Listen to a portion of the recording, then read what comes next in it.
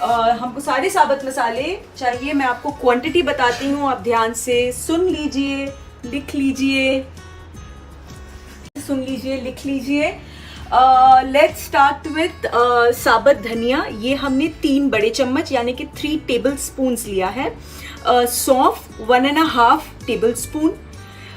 मैंने नॉर्मल जीरा लिया है 3 टेबल स्पून। आप चाहें तो 2 टेबल स्पून नॉर्मल जीरा, 1 टेबल स्पून शाही जीरा ऐसे भी ले सकते हैं। बड़ी इलायची ये मैंने 15 ली है, ये भी लगभग 2 टेबल स्पून के आसपास। दालचीनी जो है ये अंदाजन 3 टेबल स्पून है। इसको आप किसी भी तरह से टेबल स्पून में मेजर नहीं कर सकते हो, तो बस इतना ध्यान रखिएगा कि जो क्वांटिटी आपकी 2 टेबल स्पून है उससे ये थोड़ा सा ज्यादा होना चाहिए। जैसे यहाँ पे आप देख सकते हैं कि दालचीनी की जो क्वांटिटी है वो इलायची से थोड़ी ज्यादा है। काली मिर्च ये भी 2 टेबल स्पून। लौंग, क्लोव ये 1 टेबल स्पून। और ये है चक्रफूल, स्टार एनिस, जो भी आप बोले, ये भी लगभग 1.5 टेबल स्पून। तो ये आप कैसे मेजर करेंगे वो बहुत ध्यान रखिएगा। या तो आप जो भी क्वांटिटी ले रहे हैं बस इतना ध्यान रखिएगा, जो मैंने 1-2 टेबल स्पून बोला है वो सब सेम होंगे। अब ये सारी जो प्लेट में आपको चीजें दिख रही हैं, इन्हें हम ड्राई रोस्ट करेंगे। इनके अलावा हमें और क्या क्या चाहिए पहले मैं आपको वो बता देती हूँ। तेज पत्ता करीब 8 से 10। ये जायफल, जावित्री ये 1 फुल लिया है और ये आप अंदाजन 4-5 टुकड़े ले सकते हैं। ये इलायची ये भी 2 फुल टेबल स्पून्स है। ये है हल्दी पाउडर 2 टेबल स्पून्स। ये है Kashmiri red chilli powder 1 table spoon. और ये है normal red chilli powder 2 table spoons. So let's begin. सबसे पहले हम जो अपने मसाले जो मैंने आपको बोला ड्राई रोस्ट करने हैं वो ड्राई रोस्ट कर देते हैं।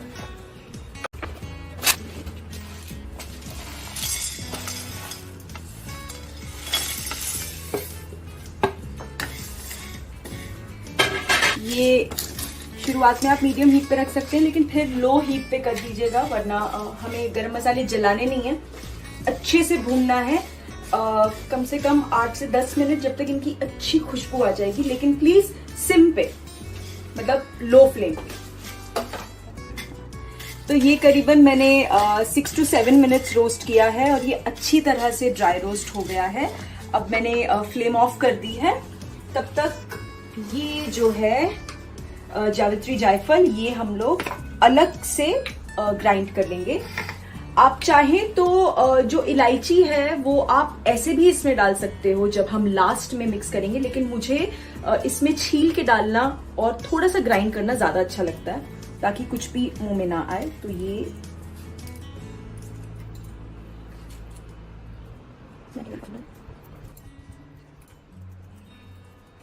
सारी इलायची के दाने हमने इसमें डाल दिए हैं।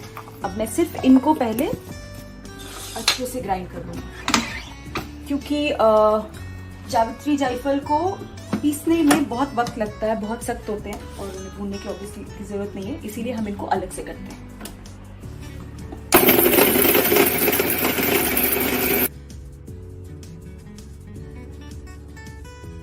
थोड़ा सा और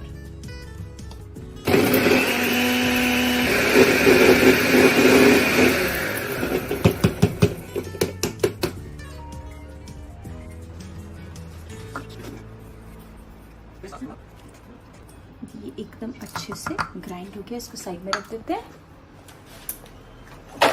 और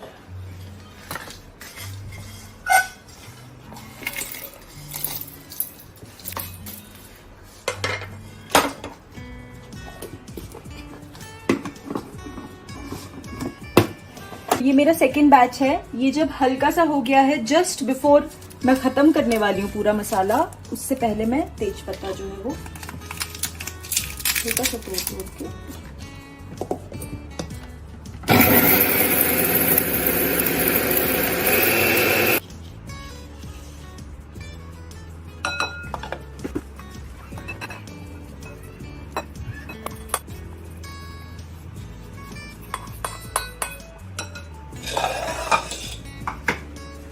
तो ये हमारा मसाला बहुत अच्छी तरह से ग्राइंड हो गया है। इसमें हम ये सब मिक्स कर देंगे। ये जो हमने जावित्री, जायफल और इलायची हमने पीसा था, ये अगर आप देखेंगे तो लगभग 1.5 2 टेबल स्पून ही होता है, जितना हमें चाहिए। ये डाल दिया, फिर हमने हल्दी डाल दी और धीरे धीरे आप महसूस करेंगे कि जैसी खुशबू बिरयानी से आनी चाहिए वैसी खुशबू आपको आने लग जाएगी। तो वो इंडिकेशन होगा कि आपका मसाला एकदम परफेक्ट बना है।